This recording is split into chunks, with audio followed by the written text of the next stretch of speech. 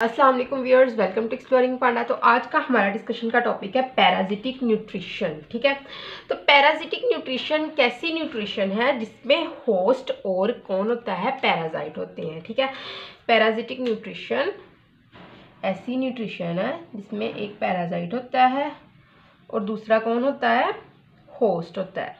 ठीक है, जो पैरासाइट होता है ना, पैरासाइट क्या है, ये होस्ट के ऊपर रहता है, इससे फूड ऑब्टेन करता है। ठीक है, इससे शेल्टर लेता है और इन रिटर्न इस होस्ट को क्या करता है, हार्म क्रिएट करता है।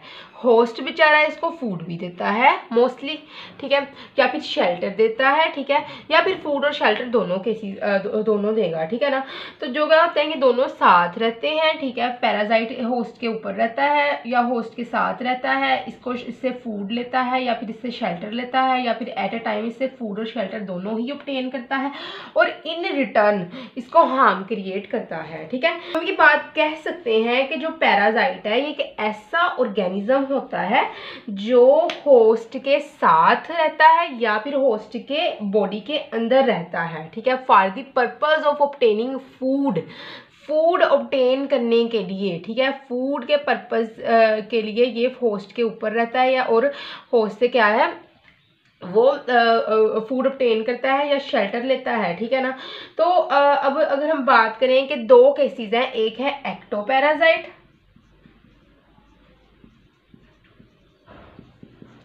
और दूसरा है हमारे पास एंडोपैरासाइट। ठीक है, अगर हम एक्टोपैरासाइट की बात करें तो ऐसे पैरासाइट जो होस्ट पे रहते हैं उसको हम क्या कहते हैं, वो हमारे पास है एक्टोपैरासाइट, जो होस्ट की बॉडी के ऊपर रहते हैं, that live on body of host, body में पेनिट्रेट नहीं करते, जस्ट बॉडी के ऊपर रहते हैं। जिस तरह की मेरी स्किन के ऊपर कोई चीज़ इस तरह पड़ी हो, ठीक है ना, that live on the body of host is called as the ectoparasite. अगर हम बात करें एंडोपैरासाइट वो होते हैं that live within body of host, मतलब होस्ट की बॉडी के अंदर रहते हैं, विदन बॉडी ऑफ होस्ट। ठीक है, होस्ट की बॉडी में ये रहते हैं, उनको हम कहते हैं, ये हमारे पास क्या है, एंडोपैरासाइट का केस है। ठीक है, क्लियर। तो अगर हम बात करें एक्टोपैरासाइट और एंडोपैरासाइट की, तो एक्टोपैरासाइट की बेस्ट एग्जांपल है flea and lice. Fleas and lice, flea हम कहते हैं चिचड़ को, ठीक है, लाइस हम कहते हैं जो जुएं पड़ जाती हैं। ठीक है ना, क्योंकि वो हमारे सर में होती हैं, ठीक है, बॉडी के ऊपर मूव कर रही होती हैं। फ्लीज मोस्टली देखे जाते हैं एनिमल्स के अंदर, फर्ड एनिमल जिनका फर होता है, उस फर में एक जुओं की तरह का एक स्ट्रक्चर होता है जिसको हम फ्ली कहते हैं। ठीक है, ये भी जो है ब्लड सक करते हैं। ठीक है, और जो लाइस है, लाइस कहाँ पे रहती है, लाइस हमें पता है हमारी स्किन जो होती है उस पर रहती है, हमारे बालों में जो है, जो मोस्टली गर्ल्स होती हैं उनके बालों में बहुत ज़्यादा देखने को मिलती है, क्योंकि इनके बाल काफ़ी थिक होते हैं, बड़े होते हैं, इनको अच्छा इन्वायरमेंट, अच्छा शेल्टर भी मिलता है और वहां से ये ब्लड सक करती हैं, जो लाइस होती हैं। ठीक है, तो अच्छा, यहाँ तक हमने बात की। उसके अलावा ना एक्टोपैरासाइट में टिक्स और माइट्स आती हैं, स्किन के ऊपर जो देखने को मिलती है, ticks and mites, certain rashes, allergy ये क्रिएट करती है स्किन के ऊपर। ठीक है ना, टिक्स और माइट्स जो होती हैं वो भी क्या है, कॉमन एक्टोपैरासाइट है। ठीक है ना, अच्छा, क्लियर। और प्लांट के अंदर जो है वो, अगर हम देखें प्लांट्स में, तो एफिड एक पैरासाइट है जो लीफ और स्टेम से फूड है वो फ्लूइड सक करता है। ठीक है ना, लीफ सेल से, स्टेम सेल से एफिड जो है वो एक पैरासाइट है। मोस्टली ये देखने को मिलता है वॉलनट ट्री के ऊपर, और यहाँ से मोस्ट केसेस में वॉलनट ट्री होता है, दूसरे ट्रीज भी हो सकते हैं। तो यहाँ से क्या करता है, ये सक करता है fluid of stem cells and leaf cells. ठीक है, स्टेम और लीफ सेल्स के ये फ्लूइड यहाँ से सक करता है। ठीक है, उसके अलावा लीच जो होती है ये भी एक बहुत कॉमन एक्टोपैरासाइट है। लीच है हमारे पास, ये एक्टोपैराजाइट है, ठीक है ना। बहुत कॉमन एक्टोपैराजाइट है जो कि एक्वेटिक और टेरेस्ट्रियल एनिमल दोनों के ऊपर अटैक करता है, ठीक है। क्लियर, यहाँ तक लग गया आपको समझ एक्टोपैराजाइट की। अगर हम बात करें एंडोपैराजाइट के केस की, ठीक है, एक्टोपैराजाइट मैं दोबारा भी बता देती हूँ, ये बॉडी के ऊपर रहते हैं, बॉडी के अंदर पेनिट्रेट नहीं करते हैं, ठीक है। इसके अंदर फ्ली है, लाइस है, टिक्स है, माइट्स है, एफिड है, ठीक है ना। तो फ्ली, लाइस और लीच, टिक, माइट्स ये एनिमल के ऊपर देखने को मिलते हैं। अगर हम प्लांट के केस में देखें तो वो एफिड है उसकी बेस्ट एग्जांपल, ठीक है। वालनट ट्री के जो है वो स्टेम सेल्स और लीव सेल्स से मोस्टली ये फ्लूइड सक करता है, ठीक है।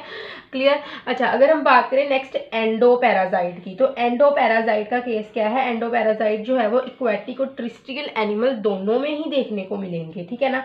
तो ये अगर हम बात करें कि ये पैराजाइट जो होते हैं मोस्टली कहाँ पे पाए जाते हैं, इंटेस्टाइन में, ठीक है ना। मोस्टली ये कहाँ पे देखने को मिलेंगे, इंटेस्टाइन में, इसकी वर्टिब्रेट्स की, ठीक है ना, रीढ़ की हड्डी वाले एनिमल्स, जिनमें मोस्टली कौन आ जाते हैं, मैन, ठीक है। मैन वगैरह की जो है वो इंटेस्टाइन में जो है वो देखने को मिलते हैं, ठीक है ना, जहाँ से ये फूड अब्जॉर्ब करते हैं। कौन सा फूड अब्जॉर्ब करते हैं, क्योंकि इंटेस्टाइन में मोस्टली कौन सा फूड होता है, डाइजेस्टेड फूड होता है, ठीक है, जो डाइजेस्ट हो चुका होता है, तो ये डाइजेस्टेड फूड यहाँ से ऑब्टेन करते हैं, ठीक है ना, इंटेस्टाइन में से। क्लियर। तो उसके अंदर बेस्ट एग्जांपल जो है वो है एंटामीबा हिस्टोलिटिका, एंटामीबा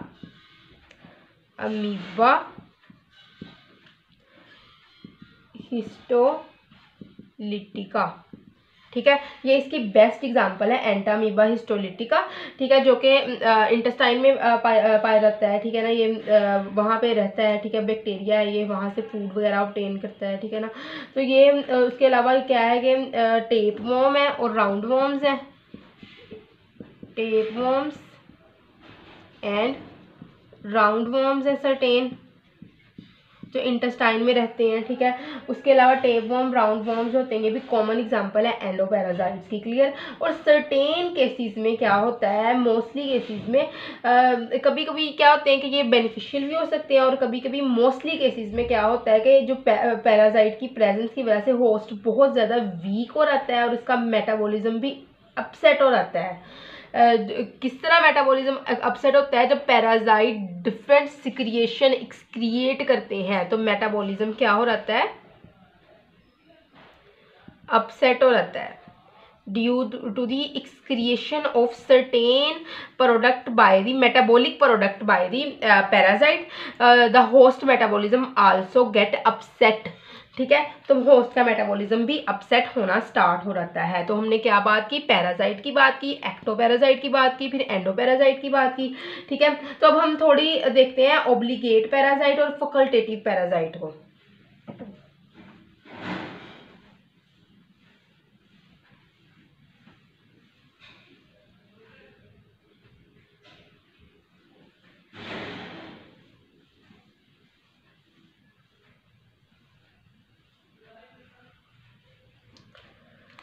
तो यहाँ पे अब हम बात करते हैं ऑब्लिगेट पैराजाइट,